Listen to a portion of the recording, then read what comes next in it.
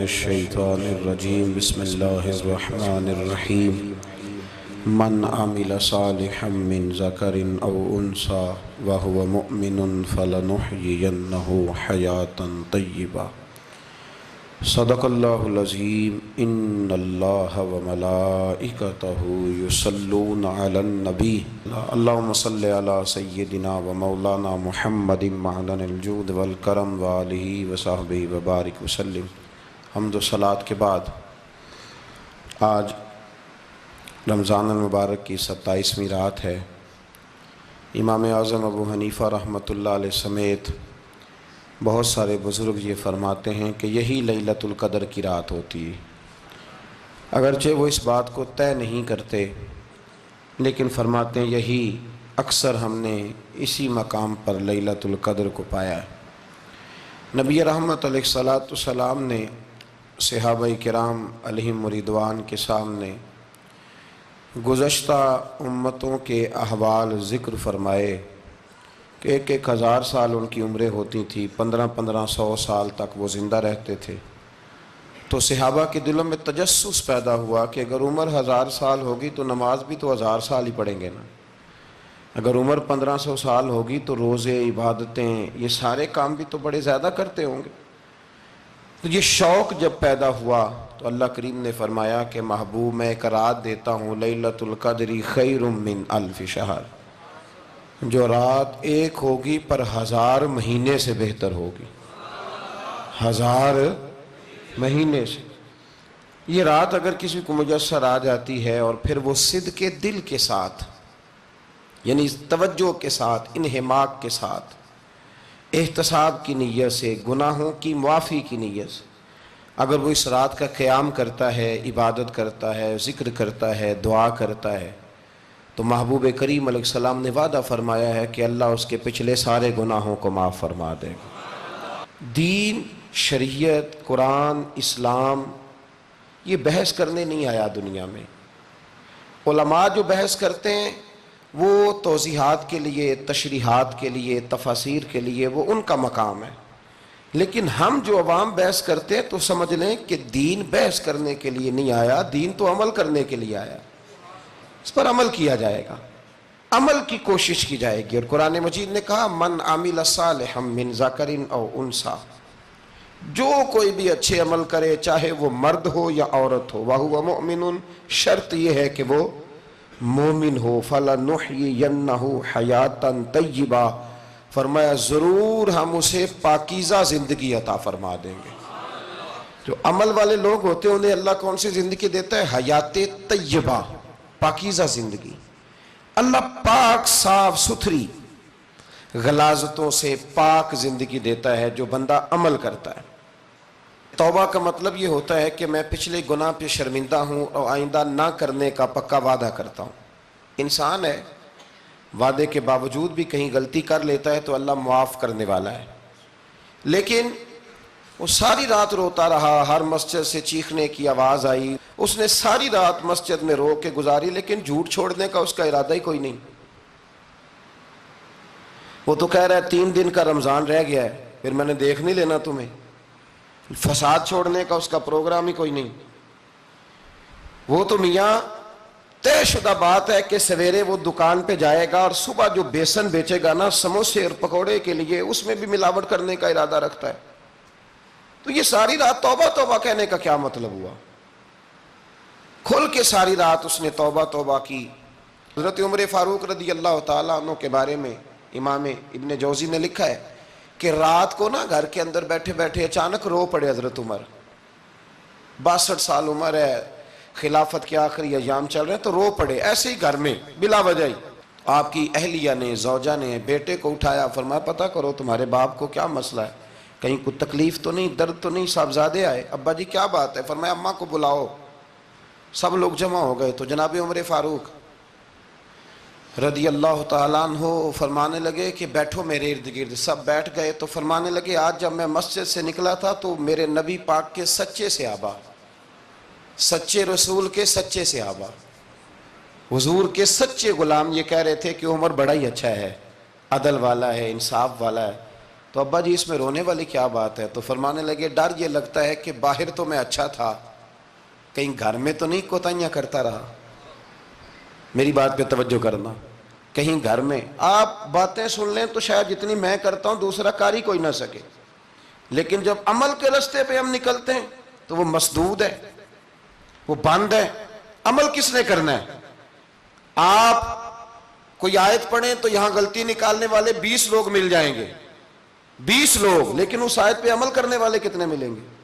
تو حضرت عمر فاروق رو رہے تھے، کہنے لگے کہیں تمہارے حقوق تو نہیں پامال کرتا رہا؟ تو آپ کی اہلیہ نے جب سنا تو وہ کہنے لگی عمر مجھے تو بڑا پرانا شکوہ ہے، آپ کا جاہ و جلال اتنا تھا میں بات نہیں کر سکی۔ عمر تم نے سارا دن مسجد میں گزار دیا اور ساری رات نقاب اوڑھ کے مدینے کی گلیوں میں گزار دی، میں تو زندگی کی کوئی خوشی دیکھ ہی نہیں سکی۔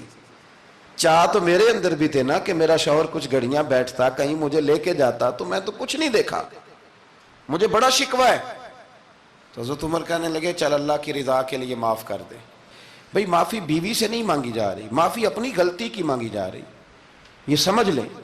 بیوی کے لیے تو خاوند کا بہت بڑا مقام ہے نا، لیکن یہاں غلطی کس بات کی ہے؟ اپنی کمزوری پر غلطی کا اعتراف کر کے معذرت کا سوال کیا جا رہا ہے۔ تو حضرت عمر کہنے لگے معاف کر دے، تو اہلیہ کہنے لگی میں نہیں معاف کرتی، میری شرط پوری کریں۔ فرمایا وہ کیا؟ فرمانے لگی قیامت میں جب اللہ آپ کے لیے جنت کا حکم دے گا تو آپ میری سفارش کریں گے اللہ کی بارگاہ میں؟ سفارش کریں گے کہ یا اللہ مجھے کپڑے دھو کے دیتی تھی، میری عزت کی حفاظت کرتی تھی، میرے بستر کو پاک رکھتی تھی، کہیں گے؟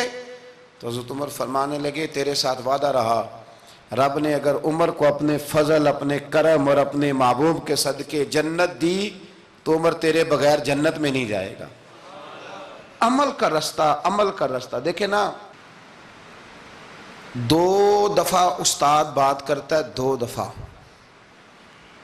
اور کوئی زیادہ، ایک تو ہے نا کہ ایم اے اور جناب ایم ایڈ اور ایم فل اور پھر پی ایچ ڈی قسم کا استاد، ایک وہ جو matric P T C teacher ہے نا، وہ 2 دفعہ اسٹوڈنٹ کو کام کہے تو تیسری دفعہ وہ ناراض ہو جاتا ہے، کہتا ہے میں 2 دفعہ کہا ہے۔ بچے کو آپ 2 دفعہ کہتے ہیں اور اگر تیسری دفعہ کہنا پڑے تو غصہ آتا ہے نہیں آتا؟ بھئی تو نے اتنی دفعہ کہا ہے، تو سمجھ نہیں رہا بات کو۔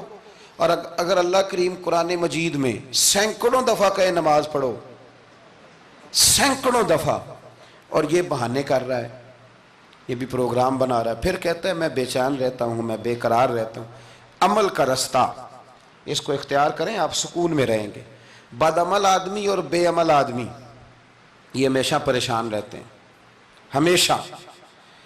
عمل کریں، توبہ کریں تو پھر بدل جائیں، پھر تبدیلی آئے، اور یہ کوئی مشکل کام نہیں، جو بدلنے والے تھے وہ بدل گئے، بڑا کچھ کرتے تھے پر پھر وہ لوگ بدل گئے۔ حضرت فضالہ رضی اللہ تعالیٰ عنہ کہتے ہیں کہ میں بڑا دلدادہ تھا عورتوں کا،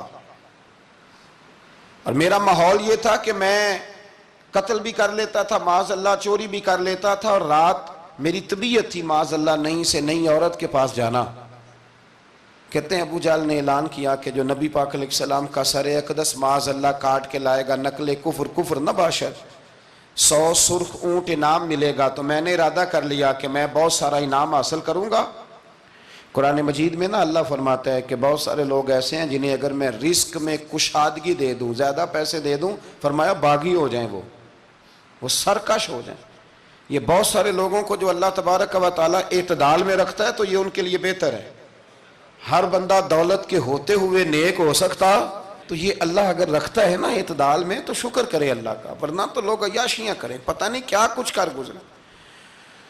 تو حضرت فضالہ کہتے ہیں کہ میں نے خنجر تیار کیا اور میں نے بغل میں اس کو چھپایا، اوپر میں نے چادر اوڑھ لی۔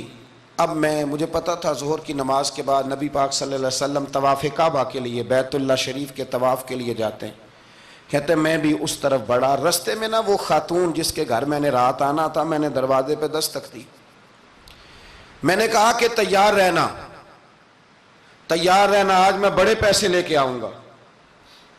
اسے میں نے یہ کہا اور پھر میں چلا گیا بیت اللہ شریف کا طواف کرنے۔ کہتے ہیں اللہ کے محبوب بھی طواف کر رہے تھے تو میں نے بھی طواف شروع کر دیا۔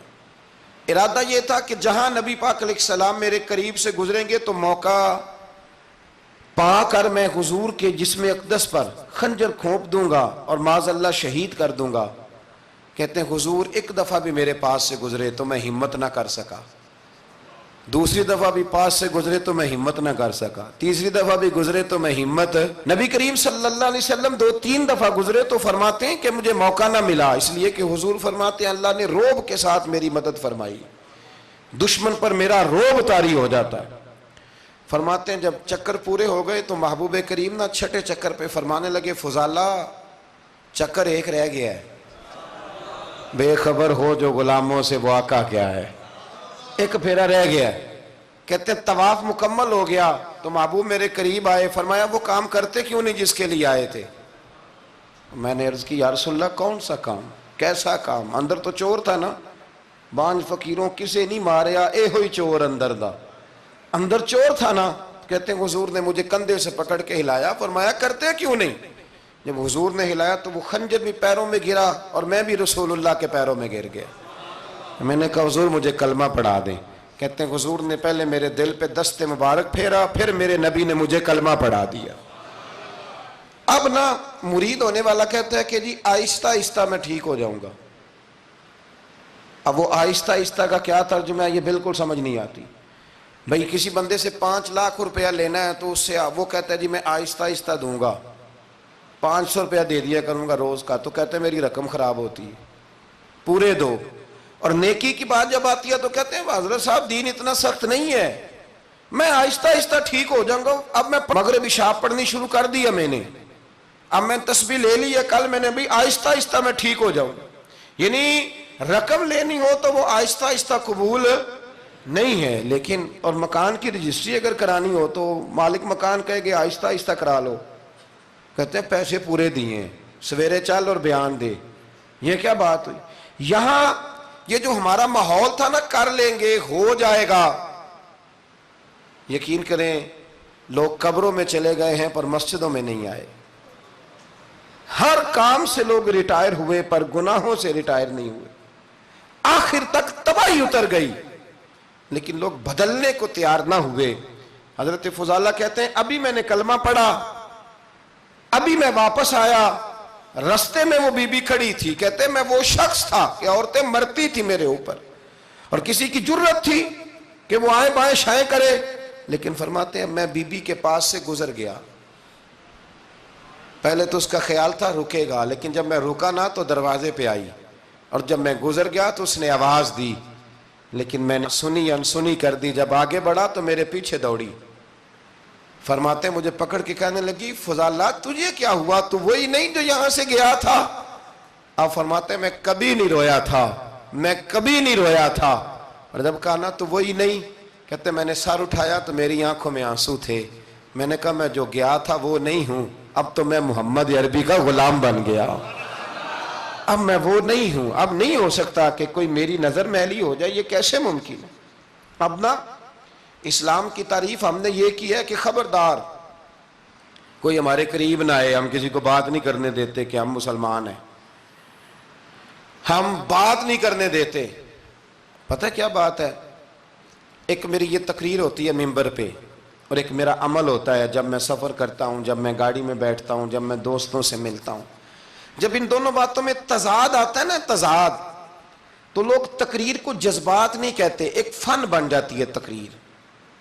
آپ کو پتہ ہے نا وائزین نعت خواں کہتے ہیں میں نے محفل لوٹ لی، پھر لوگ شمار کرتے ہیں کتنے لوگوں نے سبحان اللہ کہی، پھر لوگ شمار کرتے ہیں کہ آج 5 بندے روئے بھی تھے جب میں تقریر کر رہا تھا، تو پھر یہ فن ہے، یہ جذبات کا اظہار۔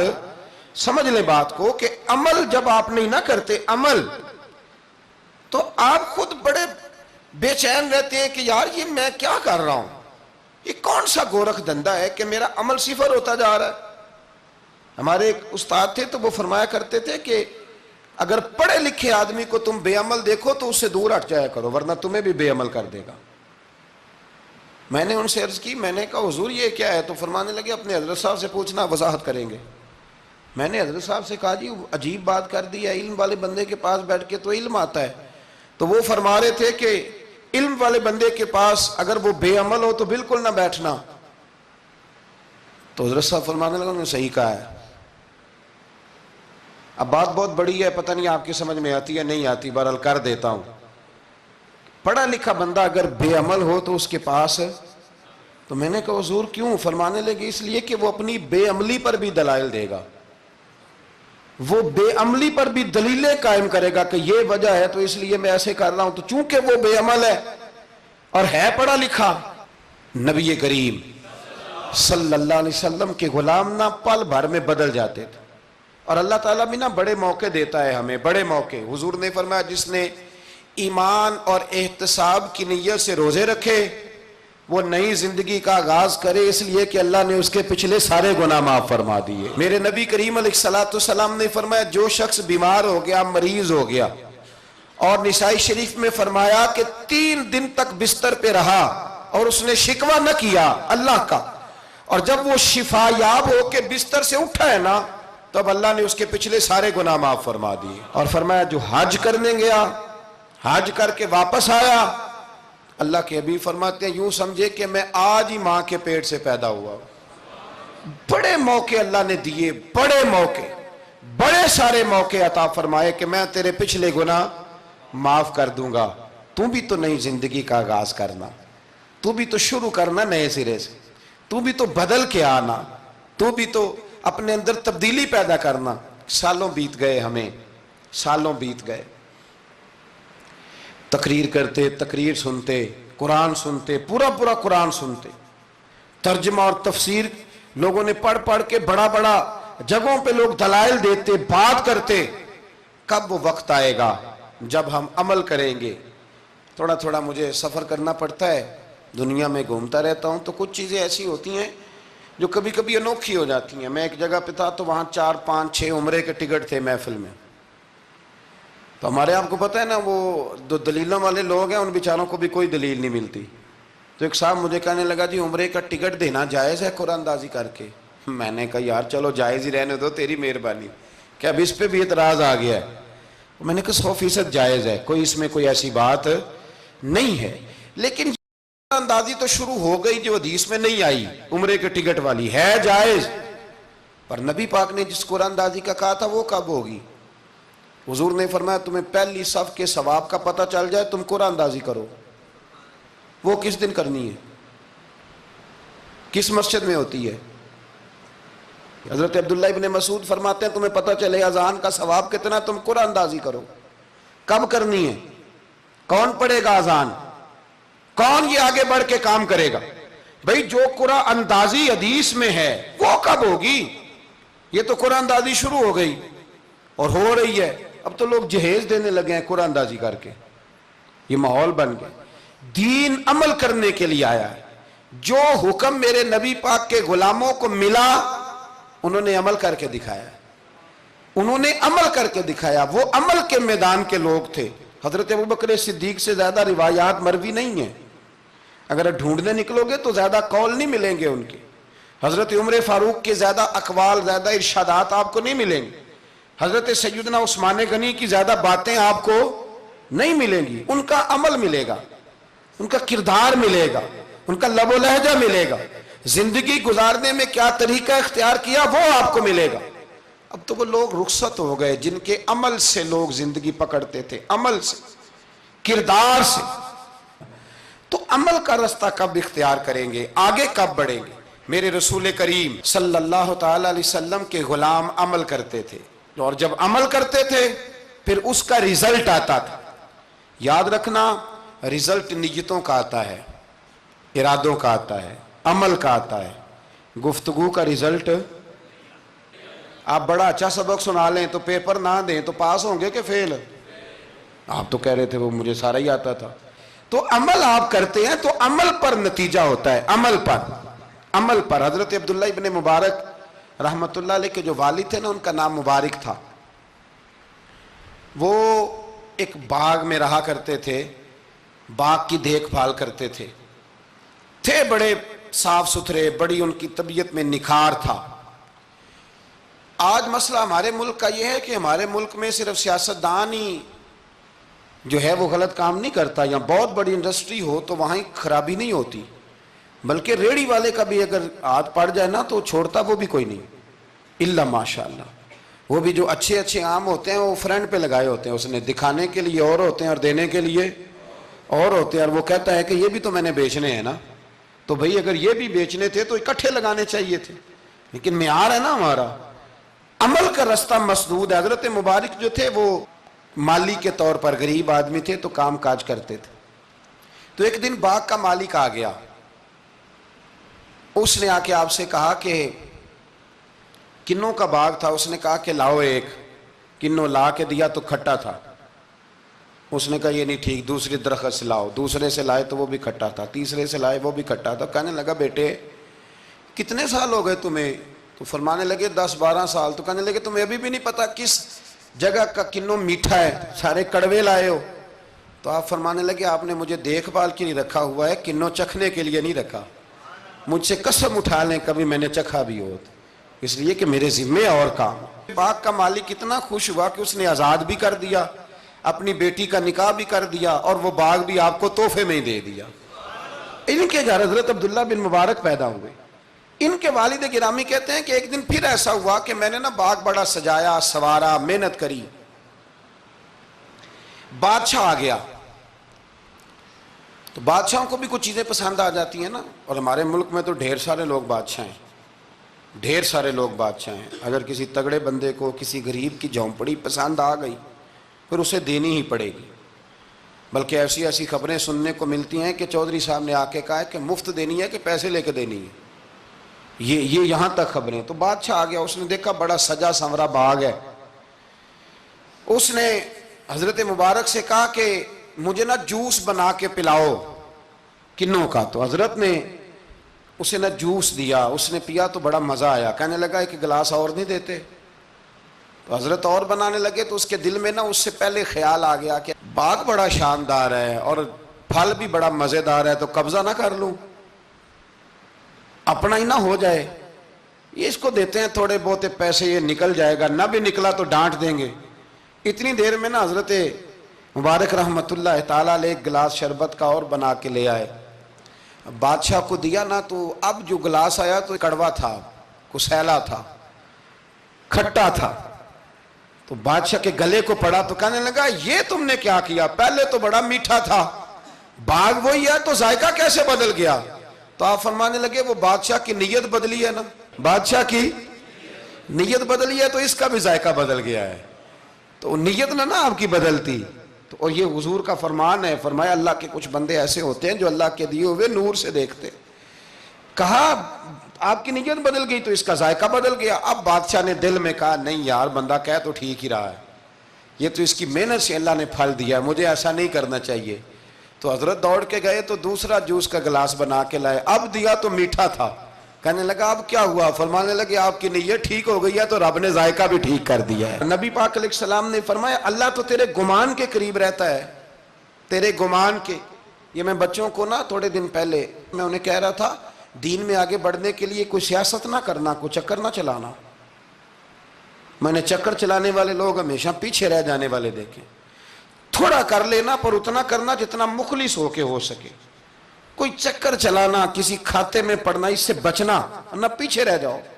میں نے بڑے بڑے تیز لوگوں کو زندگی میں زیرو دیکھا ہے، اور بڑے بڑے سادے لوگ جن کو 50,000 روپیہ گننا پڑ جائے تو تھک جائیں، لیکن اللہ نے انہیں دیا ہے تو بغیر حساب کتاب ہی عطا فرمایا ہے۔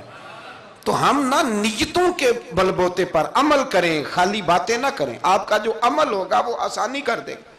حضرت حبیب اجمی بڑے مالدار تھے۔ دنیا میں ڈھیر سارا فساد مالداروں کی وجہ سے ہوتا ہے۔ یہ جو شادیاں مہنگی ہوئی ہیں نا، یہ ابھی تھوڑا عرصہ پہلے کی بات ہے کہ شادی میرج ہال میں کرنے کا کسی دیہاتی کو کہتے تھے تو وہ کہتا تھا کہ میں نے نہیں میرج ہال میں کرنی، تی کروں توڑی دیے۔ اب کیا ہوا ہے؟ کوئی منع کرتا ہے؟ بلکہ جو بڑے دور دراز دیہات ہیں ان میں بھی میرج ہال بن گئے۔ یہ امیر کچھ قباحتیں ایسی پیدا کرتے ہیں کہ غریبوں کے لیے بھی مشکل ہو جاتی ہے۔ یہ کچھ ایسے معاملات لاتے ہیں میدان میں کہ پھر عام لوگوں کے لیے اس میں مشکلات ہوتی ہیں، چونکہ وہ رواج بن جاتا ہے معاشرے کا۔ پیسے والا آدمی اس رواج کو لاتا ہے میدان میں، اس سے خرابی ہوتی ہے۔ اور پھر میرے غریب کا یہ حال ہے کہ امیر کو رسم چھوڑ دے تو چھوڑ دے، غریب کو قرضہ اٹھانا پڑے چھوڑنی کوئی شے نہیں، اس نے جو مرضی ہو جائے، اس نے کوئی چیز پیچھے نہیں ہونے دینی۔ حضرت حبیب اجمی بڑے مالدار تھے، تو وہ کاروبار کر، یہ مالدار لوگ جو ہوتے ہیں نا، یہ تو کہتے ہیں پیسے کو پیسہ ہے نا، کتنا مشہور ہے جملہ، پیسے کو پیسہ، تو یہ پھر مارکیٹ میں پیسہ پھینکتے ہیں، تو یہ پیسہ کھینچنے کے لیے پیسہ پھینکتے ہیں، پھر ایک دوسرے کو کہتے ہیں تیری وجہ سے مہنگائی ہوئی ہے، تیری وجہ سے مہنگائی ہوئی۔ حالانکہ مہنگائی کسی کی وجہ سے بھی ہوتی کس کے لیے؟ غریب کے لیے۔ مطلب پیٹرول مہنگا ہوا تو کرایہ بڑھ گیا بس کا، لیکن پیٹرول سستا ہوا تو کبھی کرایہ بھی سستا ہوا ہے، اس نے ادھر ہی رہنا ہے۔ تو مہنگائی کس بیچارے کے لیے ہوئی؟ غریب کے لیے، جس نے گھر جانا ہے نا، اس نے گھر جانا ہے۔ ابھی ہمارے ایک بچے نے جانا تھا، تو سفر لمبا تھا، تو کہہ رہا تھا 1000 روپیہ میرے پاس ہے پر کرایہ 1500 لگتا ہے۔ ابھی بھی لوگ حساب کرتے ہیں اور پھر سوچتے ہیں کہ رستے میں شے کوئی نہیں کھانی، اس لیے کہ پھر کرایہ کہاں سے دوں گا، مینج کر کے رکھتے ہیں۔ یہ خدمت ہوتی ہے نا علماء کی، حفاظ کی، تو مجھے پتہ ہے، میں اس قبیلے کا آدمی ہوں، مجھے پتہ ہے کہ یہ کیسے حساب کر کے رکھتے ہیں کہ اب اتنے آئے ہیں تو اس میں سے یہاں، جس کے پاس ہیں ہی بڑے لمیٹڈ سے، تو وہ بیچارہ پہلے سے سوچ کے بیٹھا ہوتا ہے، مجھے پتہ ہے۔ جن کے پاس پھر بے حساب ہوتا ہے، وہ پھر مارکیٹ میں پھینکتے ہیں تو کھینچتے ہیں، ظلم کرتے ہیں۔ حضرت حبیب اجمی کہتے ہیں جب مال دیا اللہ نے تو میں نے سود کا کام شروع کر دیا۔ اب سود والوں کے پاس بھی بڑی دلیلیں ہیں، انشورنس والوں نے بھی فتوے رکھے ہوئے ہیں، وہ آگے فتویٰ دکھاتے ہیں، وہ کہتے ہیں جناب فتویٰ، تو میں نے کہا کہ فتویٰ مارکیٹ میں میری طرح کے مولوی ہیں میاں، اب کیسی بات کرتے ہو، فتویٰ تو مل ہی جاتا ہے، لیکن نبی کریم علیہ السلام کا وہ فرمان ذہن میں رکھنا کہ حضور نے فرمایا ایک حلال ہے تو ایک حرام ہے، ایک میں شک ہے۔ اللہ کے نبی فرماتے ہیں تم نے شک والی چیز سے بھی بچنا ہے، اس میں مشکوک ہو گیا نا کہ پتہ نہیں۔ اب دیکھیں نا علماء کا یہاں اختلاف ہے، جو جائز کہتے ہیں قابل احترام ہے، لیکن جو ناجائز کہتے ہیں ان کے بھی تقوی میں کوئی شک، تو شک آ گیا نا اس بات میں، تو حضور نے فرمایا تم شک والی چیز سے بھی بچو۔ حضرت حبیب اجمی کہتے ہیں میں سود کا دھندا کرتا تھا، بڑا سود لاتا تھا، بڑا سود، اور یہ سود جس پہ چڑھ جاتا ہے اس پہ اترتا نہیں۔ پاکستان کا بھی بنیادی مسئلہ یہ ہے کہ سود اتنی بڑی نحوست ہے کہ یہ اللہ رسول سے جنگ ہے، کیونکہ بہت زیادہ سود ہم دیتے ہیں۔ اس لیے میں تو آپ کو پتہ ہے جو کوئی برا کام کرے اس کو برا کہنا چاہیے، حکومتی لیول پر تنقید اس لیے اچھی ہوتی ہے کہ لوگوں تک جب پہنچتی ہے تو فائدہ دیتی ہے، لیکن جو بندہ اچھا کام کرے اس کی اچھائی کو بھی بیان۔ حضرت حبیب اجمی رحمۃ اللہ تعالیٰ علیہ فرمانے لگے کہ سود کا کاروبار میں نے شروع کر دیا اور بڑا وسیع تھا میرا کام سود کا، میں سود لیتا تھا، سود پہ گزارا ہوتا تھا۔ میری بیوی مجھے سمجھاتی تھی کہ یہ سود ہے، یہ حرام ہے، یہ غلط ہے، سے بچو۔ کہتے ہیں وہ کئی دفعہ مجھے کہتی تو میں ڈانٹ دیتا۔ ایک دن نا میں سود کے پیسے لے کے نا آ رہا گھر، اس کا میں نے گوشت خریدا، بیوی کو دیا کھانا پکانے کے لیے، تو اس نے ہنڈیا چولہے پہ رکھی۔ کہتے ہیں اس نے ذرا اس کے اندر چمچہ جو چلایا ہنڈیا میں، تو وہ لایا میں گوشت تھا پر سارے کا سارا خون بن گیا، خون بن گیا سارے کا سارا۔ اللہ اکبر۔ کہتے ہو میری بیوی چیخیں مارنے لگی اور لا کے میرے آگے رکھا، کہنے لگے یہ تیرے سود کے پیسے خون بن گئے، آ تجھے بھی پلاؤں اور تیرے بچوں کو بھی۔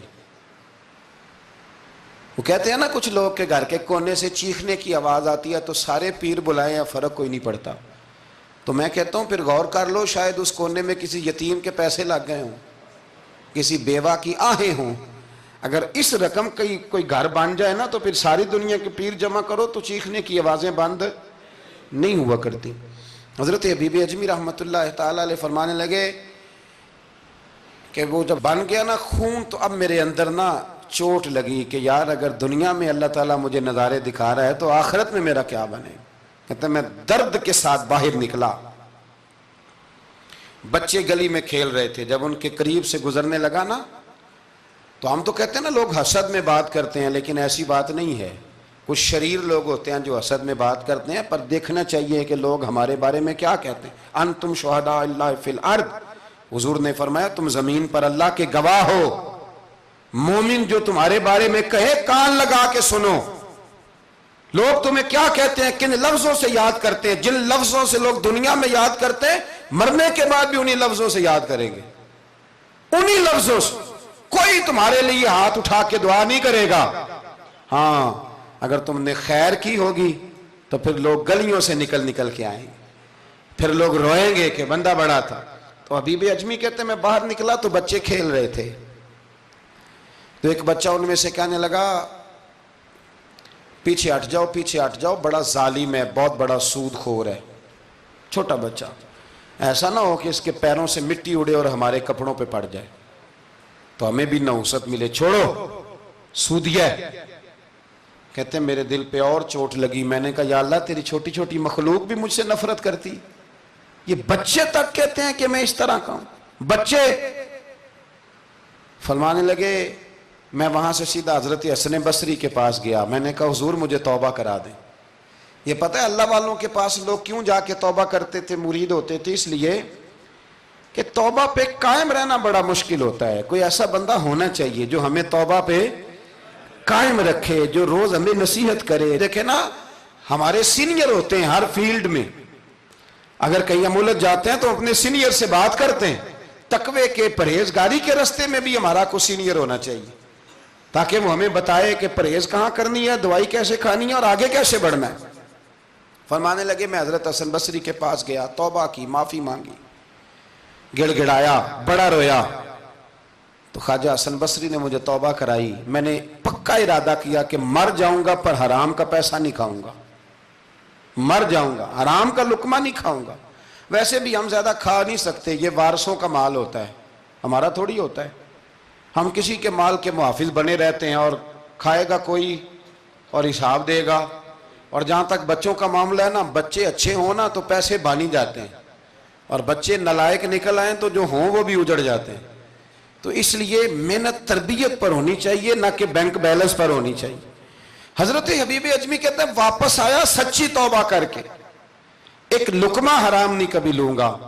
ابھی وہ بچے وہیں کھیل رہے تھے جن کے پاس سے میں گزر کے گیا تھا، کہتے ہیں واپس آیا تو وہیں کھڑے تھے، انہی بچوں میں سے وہی بچہ دوبارہ بولا، کہنے لگا پیچھے ہٹ جاؤ، پیچھے ہٹ جاؤ، اللہ کا ولی آ رہا ہے، کہیں ایسا نہ ہو کہ ہمارے پیروں سے گرد اڑے، اس کے کپڑوں پہ پڑے اور ہم بے ادب لکھ دیے جائیں۔ کہتے ہیں میں نے چلتے چلتے چیخ ماری کہ اے اللہ، ابھی تو میں آج بدلا ہوں، آج میں بدلا ہوں تو تو نے میرے حق میں ساری گواہیاں بھی بدل دی ہیں، تو نے سارا نظام بدل کے رکھ دیا ہے۔ تبدیلی اپنے اندر لائیں، روح کے اندر لائیں، مزاج کے اندر لائیں۔ یہ شب قدر کی رات ہے، توبہ اور استغفار کریں، لیکن بدلنے کے ارادے سے، چھوڑنے کے ارادے سے۔ اعلیٰ حضرت فاضل بریلوی رحمۃ اللہ علیہ جب ذی الحج کی آخری رات ہوتی تو فرماتے صبح سال بدل رہا ہے تو ہمیں بھی بدل جانا چاہیے۔ لوگ پوچھتے حضور کیا بدلیں؟ فرمایا جو ایک سپارہ پڑھتا تھا 2 کر دے، اور فرمایا جو اپنے آپ کو خوش کرنے کے لیے باتیں کرتا تھا وہ باتیں کم کر دے۔ آج نہ کچھ بدلنے کا پروگرام بنائیں، اپنے رب کریم کے ساتھ دل ہی دل میں وعدے کریں کہ کچھ عادتیں ہم چھوڑیں گے۔ یہ غلط بات ہے کہ عادتیں چھوٹا نہیں کرتی، حضور عادتیں تو بدلنے آئے ہیں دنیا میں، عادتیں بدل جایا کرتی۔ اپنے آپ کو بدلیں اور اپنے اندر تبدیلی پیدا کریں، پھر خدا کے رزلٹ کا انتظار کریں، پھر دیکھیں اللہ کس طرح کے فیصلے فرماتا ہے۔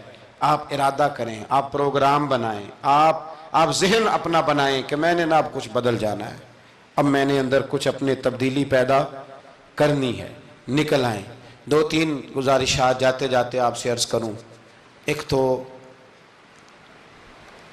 زندگی میں کچھ کام ایسے کریں کہ جن کاموں کا مجھے پتا ہو یا میرے رب کو پتا ہو، کسی انسان کو خبر نہ ہو۔ دوسری بات یہ یاد رکھیں کہ دین کا کوئی کام بھی زندگی میں کریں نا تو اپنے اوپر مشقت کریں کہ وہ کام میں نے ریاکاری کے طور پہ نہیں کرنا، وہ دکھلاوے کے طور پہ نہیں کرنا۔ دینی معاملات کے اندر، دینی کاموں کے اندر، یعنی پہلے آپ اپنے آپ کو مطمئن کریں کہ واقعی آپ فی سبیل اللہ وہ کام کر رہے ہیں۔ اب یہ جو رسم ہے نا بے تحاشا، کچھ چیزیں بوجھ بننے لگ گئی ہیں، بوجھ۔ طبیعت محسوس کرتی ہے کہ یہ کیا ہو رہا ہے، مطلب ہم یہاں بھی ہم وہ کام کریں گے سیکھ کے سن کے تیار کر کے، باہر آئیں تھوڑا۔ حضرت ابو مرتعش ایک درویش گزرے، وہ کہتے ہیں میری حج کی تیاری تھی، میں گھر میں بیٹھا تھا بالکل تیار تھا، کل پرسوں جانا تھا، تو میری اماں نے پانی مانگا، بیٹا پانی دینا۔ رسالہ کشیریہ میں اس کو لکھا ہے، کہتے ہیں اماں جی نے کہا پانی لاؤ، تو میں نے نا چھوٹے بھائی سے کہا اماں جی کو پانی دینا، اماں جی نے مجھ سے پانی مانگا ہے۔ یہ جو پیر صاحب ہوتے ہیں ان کو بھی اماں کی خدمت کرنی چاہیے کہ نہیں کرنی چاہیے؟ وہ جو انڈسٹری کا مالک ہے 2 کروڑ روپیہ وہ نرس رکھ دے اماں کو کہ خود اماں کو روٹی کھلائے؟ وہ کہتا میں کر تو رہا ہوں، میں ہی تو تنخواہ دیتا ہوں، بی بی جو رکھی ہوئی ہے، کس کو خدمت کرنی چاہیے؟ ڈاکٹر صاحب کو، انجینئر صاحب کو۔ نبی وقت بھی ہو نا، نبی وقت بھی اور ولی وقت بھی، تو ماں اس کے لیے بھی قابل تعظیم ہوتی۔ آپ بات کو سمجھے، نبی کریم علیہ السلام تو اپنی رضائی ماں آتی تھی تو حضور اٹھ کے کھڑے ہو جاتے تھے۔ حضور نے کہا یہ تعظیم کا موقع ہے۔ حضرت ابو مرتعش کہتے ہیں اماں نے پانی مانگا، کل میں نے حج پہ جانا تھا، چھوٹے بھائی سے کہا ذرا اماں کو پانی دینا، چونکہ میں تو پیر صاحب ہوں، میں تو علامہ صاحب ہوں، 25-30 آدمی ابھی گلی میں کھڑے ہیں مجھے ملنے والے، پتر تو پانی لا دے، پانی کی بات ہی ہے نا۔ کہتے ہیں فوراً میرے دل میں خیال آیا کہ سینکڑوں میل کا سفر حج کا پیدل کرنا ہے، اس کے لیے تیرا نفس تیار ہے، اور یہاں سے اٹھ کے وہاں مٹکے سے پانی ڈالنے جانا ہے اماں کے لیے، اس کے لیے ذہن تیار نہیں۔ فرماتے ہیں پھر میرے اندر سے آواز آئی کہ یہ تو حج کرنے جا رہا ہے نا، اس میں لوگ تجھے حاجی کہیں گے، اور واپسی پہ تیرے گلے میں پھولوں کا ہار ڈالیں گے، لیکن اماں کو پانی پلانے پر تو کوئی بندہ انعام نہیں دے گا، کوئی شور نہیں ہوگا۔ تو فرماتے ہیں میں سمجھ گیا کہ ابھی میں حج کے لیے نفسیاتی طور پر تو تیار ہوں پر دلی طور پر تیار نہیں ہوں۔ کہتے ہیں میں نے حج کا ارادہ چھوڑ دیا۔ میری اماں کہنے لگی بیٹے جاتا کیوں نہیں؟ میں نے کہا اماں پہلے تیرے تک پہنچ لوں پھر بیت اللہ شریف تک بھی پہنچ جاؤں۔ تو دینی کام زندگی میں کوئی بھی کرے نا مخلص ہو کے کریں، نکل آئیں تصنع سے، بس کریں۔ یار مطلب سب کے سامنے اداکاری تو اللہ رسول کے سامنے بھی اداکاری، چھوڑ دیں یار۔ مطلب ویسے بھی میں کہتا ہوں اداکاری کرتے بندہ تھک جاتا ہے، اداکاری کرتے کرتے نا بندہ وہ لمبی نہیں چلتی۔ تو آپ نارمل زندگی میں اللہ رسول کے ساتھ رہیں گے تو وہ آپ کے لیے بہتری ہوگی، آسانی ہوگی آپ کے لیے۔ میں شب برات کی محفل کے بڑے پوسٹر نہیں بنواتا، شب قدر کے بھی نہیں بنواتا، اگر کبھی بنتے ہیں تو دوست کوئی بنا کے لگا دیتا ہے، بڑا مختصر سا پیغام، وہ بھی شاید آج کیوں بلا۔ میں دوستوں کو ہمیشہ کہتا ہوں کہ جس کو تنہائی میں شب قدر میں مزہ آتا ہے نا اللہ اللہ کرنے کا، وہ تنہائی میں کرے، لیکن زیادہ تر لوگ کر نہیں پاتے، اس لیے ہم محفل کو سجاتے ہیں۔ اس میں کوئی ایسا مقصد نہیں، کوئی ایسا معاملہ نہیں، خدا را کچھ تھوڑا سا اخلاص للہیت پیدا کریں طبیعت میں، اور کبھی بھی دین کے معاملے میں کسی جگہ بھی کوئی ایسا کام نہ کریں جس میں رکاوٹ ہو، آزمائش ہو۔ ابھی کی بات بتاتا ہوں، میں نے ہمارے جو تراویح کے حافظ صاحب ہیں ان کی خدمت کی، ابھی ہم نے، مجھے ایک سنگی کہنے لگے آپ نے بتایا نہیں کیا دیا ہے؟ میں نے کہا میرے خیال میں بتانے کے لائق ہوتے تو شاید بتاتا۔ اب آپ کسی کو 2-4 ہزار دے کے اس کا اعلان کریں گے، تو یہ کچھ چیزیں ہیں نہیں اعلان کرنے والی۔ پھر یہ کہ وہ میں دیکھتا رہتا ہوں نا جی، تصویریں پہنچتی رہتی ہیں کہ جو 500 دے رہا ہے وہ بھی فوٹو کھنچوا رہا ہے، جو سوٹ دے رہا ہے وہ بھی فوٹو کھنچوا رہا ہے۔ تو جو ایک جگہ پہ میں کھانے کے لیے بیٹھا تھا ٹیبل پہ، تو انہوں نے پہلے نا برتن اٹھا کے تو چاولوں کی فوٹو کھینچی، پھر قورمے کی کھینچی، پھر ساری چیزوں کی۔ تو میں نے کہا کہ یار پہلے ہمیں پوچھ لو ہم نے کیا کیا کھانا ہے، جو کھائیں گے اس کی فوٹو کھینچ لینا۔ اب تم ہماری فوٹو کے ساتھ قورمہ فٹ کرو گے تو لوگ تو کہیں گے نا مولانا کھا کے گئے، تو میں نے پتہ نہیں کھانا ہے نہیں کھانا۔ تو آپ ڈریں اللہ تعالیٰ سے، ہر بات میں تھوڑی یہ مطلب تصنع آئے گی، ہر بات کے اندر تھوڑا یہ معاملہ رہے گا۔ تو تیسری گزارش جو بڑی ضروری اور بڑی اہم ہے، دنیا میں جو چیز اس وقت سب سے زیادہ پریشانی کا شکار ہے وہ دینی اقدار ہیں۔ ہر شعبے میں تیزی سے کام ہو رہا ہے، تیزی سے، اور دینی اقدار کو لوگ پیچھے کرتے جا رہے ہیں۔ کئی بہانے ہیں لوگوں کے پاس، کہتے ہیں مولوی لڑتے بڑا ہیں تو ہم کدھر جائیں، تو میں کہتا ہوں کون سا مولوی کہتا ہے شراب پیو؟ کہا ہے کبھی کسی مولوی نے؟ وہ کوئی بھی ہو، کسی نے کہا ہے کہ رشتہ داروں کے تعلقات خراب کر لو؟ کسی نے کبھی کہا ہے کہ ڈاکے مارو؟ تو آپ کیا بات کرتے ہیں صاحب؟ کون سا مولوی کہہ رہا ہے کہ چوریاں کرو؟ تو دینی اقدار اور چیز کا نام ہے، اصول میں اختلافات ہیں، وہ اپنی جگہ پہ قائم ہیں، وہ رہیں گے، چلے آ رہے ہیں، لیکن آپ دینی اقدار کا خیال کریں۔ اب نئی بحث چھڑ گئی ہے کہ مسجد میں سیمنٹ کی بوری دینے سے بہتر ہے کسی غریب کو آٹے کا تھیلا دے دو۔ اصل بات یہ غریبوں کی آواز بند کرنا چاہتے ہیں۔ ایک مسجد واحد جگہ ہے جہاں سے غریبوں کی آواز بلند ہوتی ہے۔ سویرے تجربہ کرنا، سویرے کسی مسجد میں افطاری کے وقت پہنچنا، لائنوں میں لگ کے لوگ افطاری کر رہے ہوں گے اور سینکڑوں لوگ روٹی کھا رہے ہوں گے، اور ان میں امیر کوئی بھی نہیں ہوگا، سارے ماڑے لوگ ہوں گے۔ تو مسجد ہی تو ہے، جب بنتی ہے تو غریب کی بات ہوتی ہے، غریب کو روٹی ملتی ہے۔ یہ مدارس کے اندر سیٹھوں کے بچے پڑھنے آتے ہیں، تو یہ کفالت خانہ نہیں سمجھتے آپ تو لوگوں کو بھکاری بنا رہے ہیں، بھکاری۔ مجھے پتہ ہے کہ بہت بڑے ہاسپٹل میں جو صدقات اور زکوٰۃ کے نام پہ بنا ہے، وہاں بھی اگر آپ نے علاج کرانا ہے تو آپ کو پہلے رسوا ہونا پڑتا ہے۔ ناراض نہ ہونا، میں بتا رہا ہوں رسوا ہونا پڑتا ہے، میں ذمہ داری سے کہہ رہا ہوں۔ وہ کہتے ہیں جاؤ جا کے اپنے علاقے سے لکھوا کے لاؤ کہ ہم نے زکوٰۃ میں سے علاج کرانا ہے۔ لکھوانا پڑتا ہے کہ نہیں لکھوانا پڑتا؟ یعنی جو ہسپتال بنا ہی صدقات اور زکوٰۃ پہ ہے، میں کسی کو ٹارگٹ نہیں کر رہا، لیکن وہ کہتے ہیں جاؤ 4 آدمیوں سے لکھوا کے لاؤ، پہلے آپ نے لکھوانا ہے، پھر آپ نے تصدیق کرانی ہے، پھر پاپڑ بیلنے۔ تو کتنے لوگوں کے سامنے پردہ کھلا کے زکوٰۃ کے ساتھ آپ یہ کرا رہے ہیں؟ اور اصول کیا ہے؟ صدر الشریعہ فرماتے ہیں اگر تمہیں پتہ ہے میرے بھائی کو زکوٰۃ لگتی ہے تو بتا نا زکوٰۃ ہے، اسے کیا یہ عیدی ہے، بچوں کے کپڑے لے لینا، اسے بتا نا، پڑھیے بارے شریعت، بتا نا، اسے کہہ کہ یہ میری طرف سے تحفہ ہے، اسے کہہ ہی نا۔ اسلام اتنی پردہ داری، یہ جو ہمارے مدارس ہیں نا، میں بڑی ذمہ داری سے، یہ مجھ سے پہلے ایک دوست نے پوچھا، پھر 2 4 5 لوگوں نے پوچھ لی یہ بات، تو میں نے کہا کہ نبی پاک کو یتیموں غریبوں کا بڑا خیال تھا، پر حضور نے تو مدینے آ کے سب سے پہلے مسجد ہی بنائی ہے، حضور نے باقی سارے کام بعد میں کی۔ تو یہ اب نیا پراپیگنڈا ہے۔ دینی اقدار میں تھوڑا تھوڑا نا اپنا حصہ ڈالے۔ کس طرح بھلا؟ کس طرح؟ جب بہت سارے لوگ دین کے مخالف بات کر رہے ہوں تو آپ ایک آواز صرف بلند کر دیں کہ نہیں یار ایسی کوئی بات نہیں ہے، دین کل بھی قابل عمل تھا، آج بھی قابل عمل ہے، قیامت تک قابل عمل رہے گا۔ آپ اپنا حصہ ڈالیں۔ وہ چندے دینے، وہ باقی معاملات بڑے بعد کے ہیں، لیکن میں سمجھتا ہوں سب سے زیادہ جس چیز کی ضرورت ہے وہ یہ ہے کہ ہم دین کے نمائندے بنیں۔ اب نہ 50 لوگ دین مخالف بات کر رہے ہوتے ہیں، پر ایک بھی اٹھ کے کہتا نہیں کہ یار یہ آپ ٹھیک نہیں کہہ رہے، یہ بات غلط ہے، یہ درست نہیں ہے۔ میں آپ سے گزارش کروں گا، وہ آپ کسی میدان میں بھی ہیں، کسی چوک میں بیٹھے ہیں، سوشل میڈیا پہ بیٹھے ہیں، کہیں بھی بیٹھے ہیں، آپ اپنے دین کے نمائندے بنیں۔ اس تیزی کے ساتھ لبرل لوگ دین کو بدنام کرتے ہیں، اس تیزی کے ساتھ نظام کو چلاتے ہیں، اتنی خرابی پیدا کرتے ہیں کہ آنے والی نسل دین بیزار ہوتی جا رہی، دین بیزار، یعنی بچے خوف کھاتے ہیں مسجد کے، مدرسے کے، مولوی کے نام سے خوف کھاتے ہیں۔ اور خدا کے بندو، جس بندے نے پاکستان بنایا تھا نا، خواب دیکھا تھا، وہ بندہ اس دور میں پی ایچ ڈی تھا جب پی ایچ ڈی بندے چراغ لے کے نہیں ملتے تھے۔ اقبال نے اس زمانے میں پی ایچ ڈی کی جب پی ایچ ڈی پتہ نہیں شاید خال خال ہوتی تھی۔ وہ ڈاکٹر بھی تھے، وہ شاعر بھی تھے، فلسفی بھی تھے، ادیب بھی تھے، بہت بڑے منطقی تھے اقبال۔